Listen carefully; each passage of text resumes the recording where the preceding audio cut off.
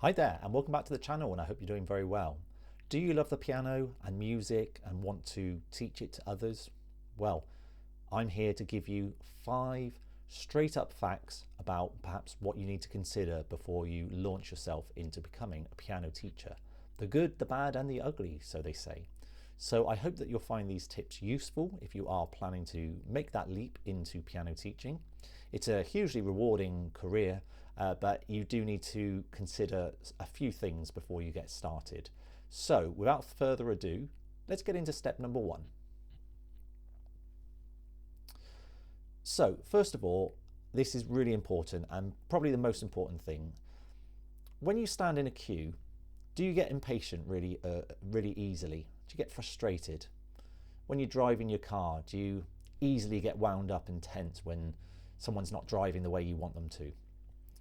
The reason I ask these questions is because you need to be a very, very patient person. You have to be able to teach pupils things that you find very, very easy, yet they find very, very difficult, and you need to hear them make mistakes a lot, over and over and over. Now, you have to say to yourself, can I hear someone make a mistake or play something wrong or not understand a concept without losing my mind? And if you can answer yes to that question, then you're on the right path. But I think if you're someone that snaps easily or gets easily irritable or frustrated when people don't do what you want them to do, then this probably isn't going to be the career for you. You need to be someone who can tolerate a lot of repetition. You're going to hear the same thing over and over. You're going to hear the same pieces over and over, the same mistakes in pieces that you've heard a dozen times. But you have to roll with it. You have to accept those mistakes, and you have to be able to give your pupil the guidance and expertise that they need to improve. But it's tough. It's tough. Sometimes you'll have a pupil and it will take them a very long time to understand or master something, and you have to be there for the long duration and think, I have to be able to withstand and persevere just as they have to withstand and persevere. So if you're not a patient person, I would recommend a different job. Number 2, you are likely to teach a range of ages. Now, I'm quite lucky in that I teach children, teenagers, and adults. Granted, most of my piano pupils are under the age of 12, but I do have some teenagers, and I also have some young adults and some, sort of older adults. What I would say is that young children tend to be very, very receptive. They absorb things, and they don't have the fear that comes with a life lived. They will just absorb everything, and there won't be any real issues to contend with there. You can pretty much teach them and they'll take it all in. Once you start moving towards adults, they are the most fragile of your pupils. And this is from experience I've had, is that I love teaching adults, but you can tell that most of them come with a lifetime of baggage, a lifetime of experiences in their, when they've done things and they failed, or they haven't been very good at things, or they've got fear. As we get older, we get more fearful. We lose some of that young child spontaneity that we used to have, and we become more anxious, I guess, about trying new things. So I would just say that if you are teaching an adult piano, then just be a bit more mindful and a little bit more patient and a little bit more kind, because more often than not, they're very doubtful of their ability to do this, and they need quite a lot of coaxing and encouragement. So just bear that in mind with adults. With children, I think they'll roll with the punches and they'll go with the flow. But yeah, generally adults need just that little bit more care.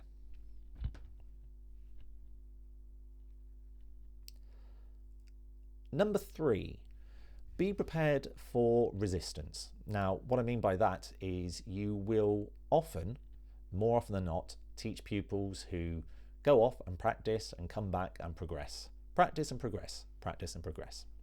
And it's all good.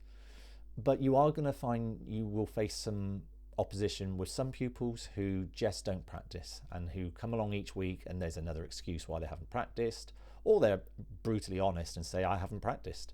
And you're going to have this kind of cycle where you're wanting to try and get them to improve and things just aren't moving, and you have to have that sort of awkward conversation of trying to encourage them to practice more. I never lose my temper or raise my voice or get frustrated when a pupil hasn't practiced, because that achieves nothing. And what I try to do is suggest meaningful ways that a pupil can practice. You have to remember that when a pupil is learning to play the piano, they're learning how to play the instrument, but you also have to learn how to practice. You need to teach them how to practice. What is the best way? And you need to give them strategies that's going to enable them to do it. So that's kind of on you to a certain extent. And if you can work out a practice routine that's going to work for everyone, then it's going to be beneficial for everybody. You may get opposition also from parents or carers who see, obviously, they want to see their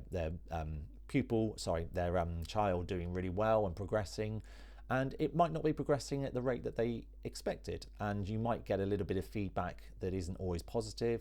They might be quite demanding and sort of say, well, I want my child to play this, I want them to be able to do this by that time. Why are they not able to do this? Why haven't they done their exam yet? And you're going to face a lot of questions, sometimes a barrage of questions, and you're going to have to learn to be diplomatic. You're going to have to try and field those questions a bit like a politician, I'm afraid, because you don't want to antagonize or make the situation more hostile. But at the same time, you do need to stand your ground and be firm as well.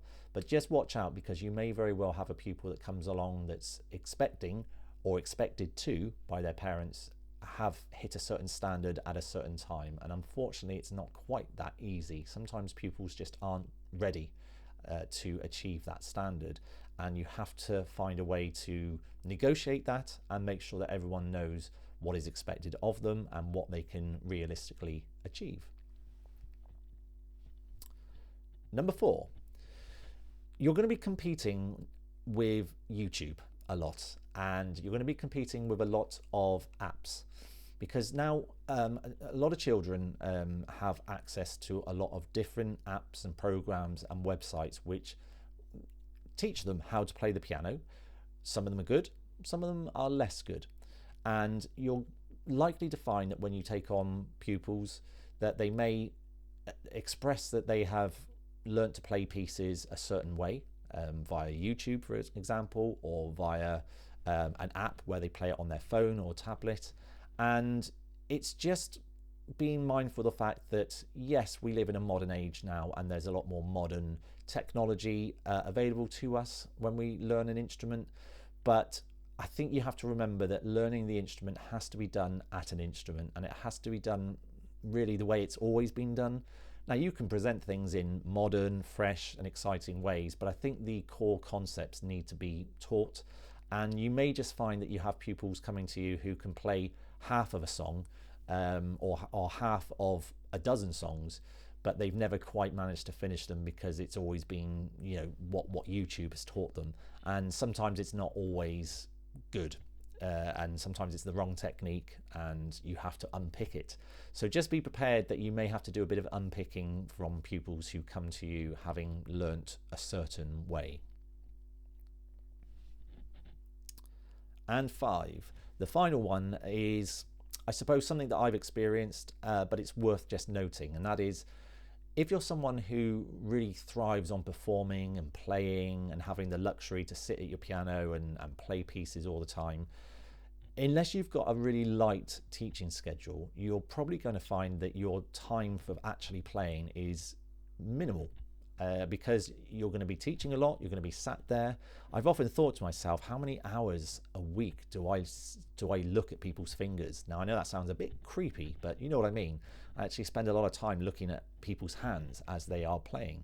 And you are going to spend a lot of time sat, observing, commenting, giving feedback and teaching, obviously. But you are going to come away and not necessarily want to do much on the piano after that. If you've had a whole day of teaching piano, I mean, the other day I had 15 pupils in a row. I don't want to go near the piano after that. So you are likely going to find that you might burn out a little bit, and you might find you don't have enough time to do the other things, the playing or whatever it is you like to do, unless you can get a nice balance between playing for yourself and doing your own things and teaching, then it can consume your life quite a lot, because you don't want to lose pupils, and so it's always tempting to take on just another one, and then before you know it, you've kind of eaten into your entire week, and it makes things quite difficult. So you just have to be mindful of your time management and the balance that you have in your life. So that's my 5, I mean, I suppose they're tips, but they're also just kind of general observations about teaching piano. And if you are new to it and it's something you want to do, hopefully these tips have been useful to you. And please do let me know in the comments if you are a piano teacher. Do these tips or comments ring true for you? But most importantly, it's for those who are maybe looking to embark on this as a career or a side job perhaps. So if you found this useful, then please do let me know in the comments with a like, and a subscribe to the channel will be fantastic. And then I look forward to reading your comments and seeing a little bit more of you in the future. Take care.